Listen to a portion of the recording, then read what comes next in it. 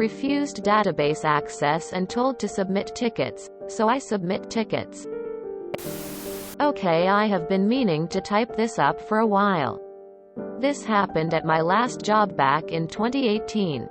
To give some background, I was working as a data analyst at a company in the ed tech sector.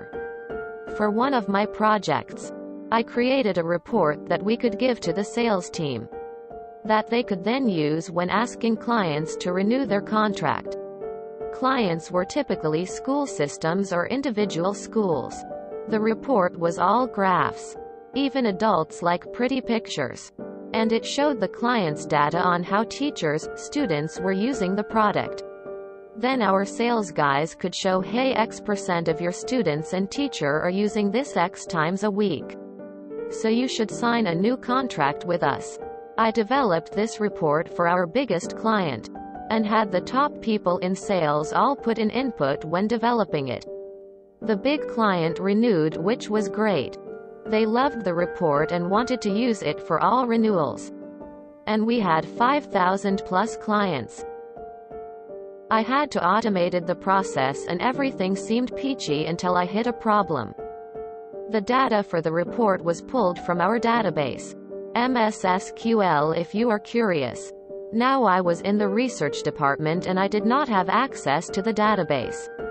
Instead, our IT team had access to the database. If I wanted data, I had to put in a ticket, name all the data points I wanted, and I could only name one client per ticket. Also, IT did their work in sprints, which are basically 2-week periods of work. The tickets were always added to the next sprint, so I ended up having to wait 2 to 4 weeks for data. This was fine for the big client report. But now that I was running this report for all renewals, the ticket system was not going to work. Now, if you have worked with sales, you know they don't typically plan out 2 to 4 weeks ahead. At least they didn't at this company.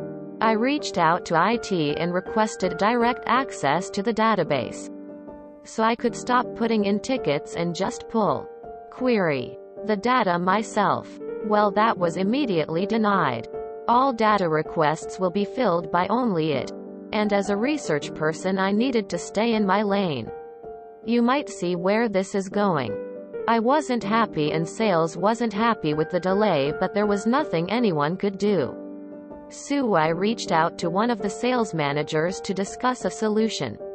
Since data was going to take 2 to 4 weeks to arrive, could he please send me everyone that has a renewal coming up in the next 2 to 4 weeks. With 5,000 plus customers, that averages about 100 renewals a week. He smiled and understood what was going on, and happily sent me a list of 400-ish clients.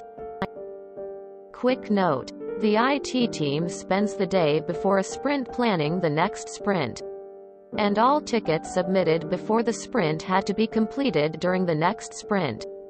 The sprint planning time was always Friday afternoon because the least amount of tickets rolled in. During the planning session, they would plan all the work for the next 2 weeks.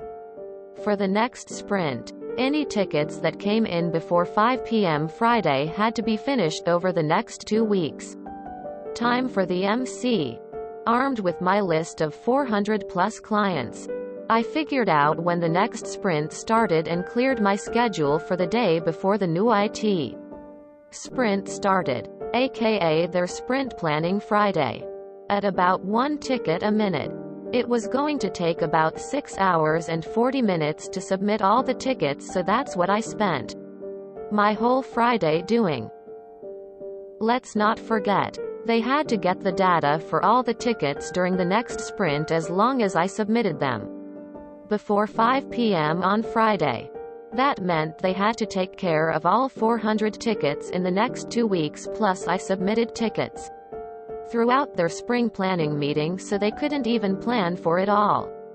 If you are not tech savvy, this might not make sense. But if you are, let me add an extra twist to this.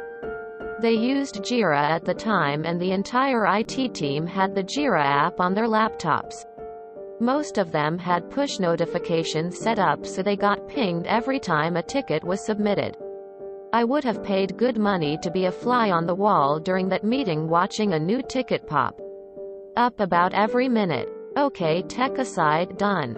I didn't hear a peep from them at all that Friday. To their credit, Monday I started getting data from my tickets.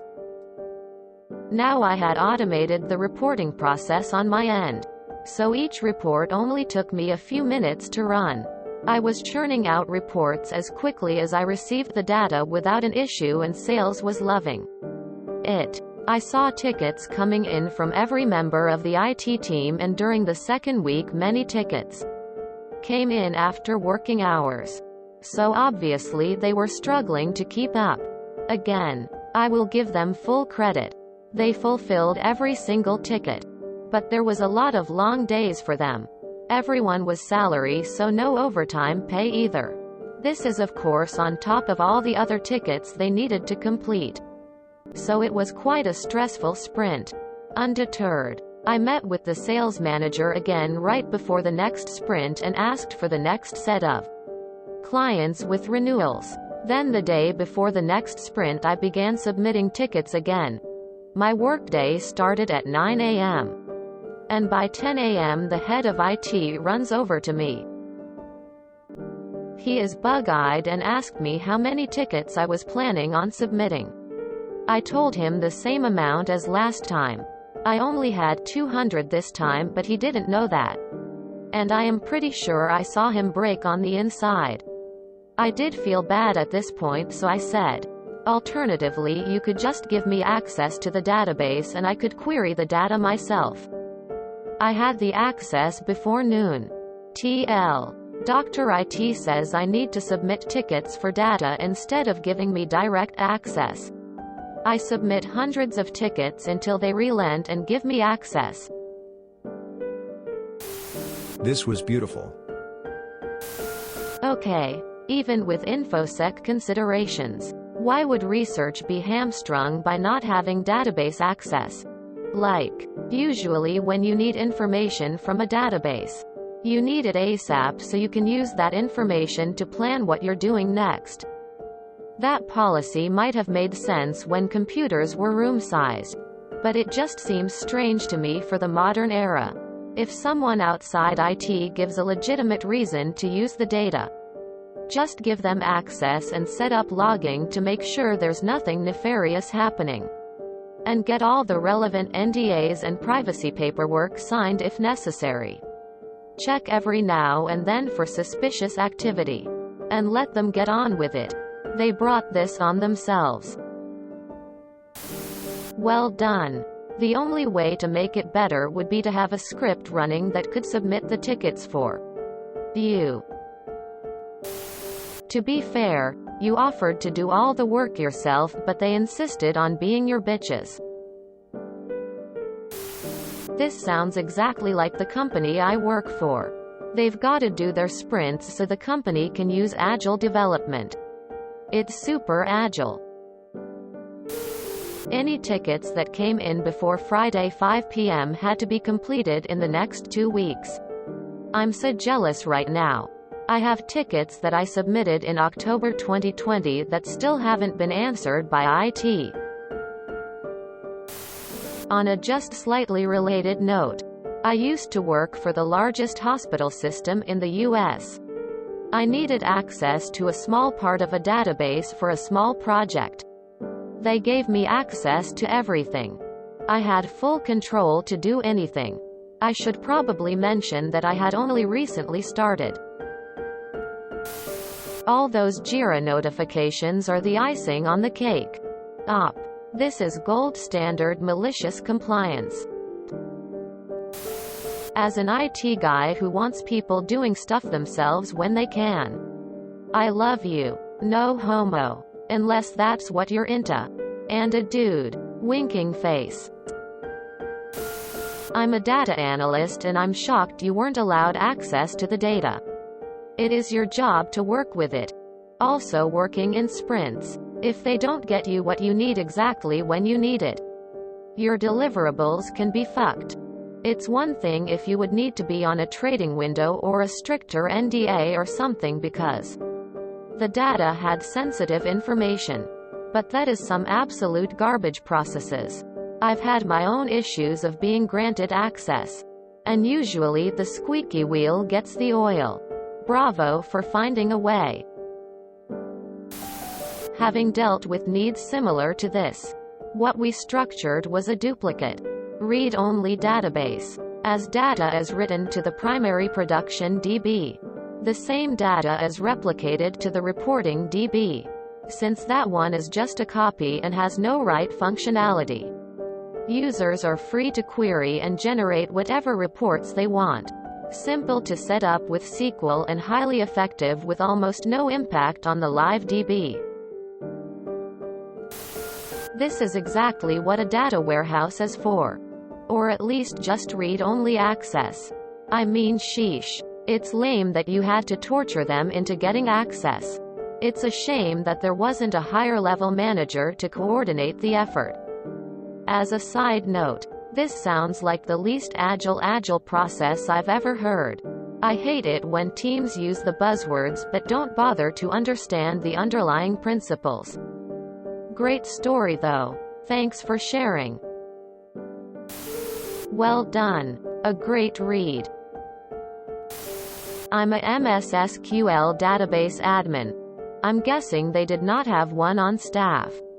Multiple ways to make a read-only copy of the database or even just a few tables available for you to read, without impacting the production one. Good you forced their hand. Lol. I work in IT and I don't like the guy in charge based on this story. I've worked for people like that before. That thinks it's its job to control everything like that. There's multiple ways to get a read-only copy of the data to the users who need it and let people do what they need to do.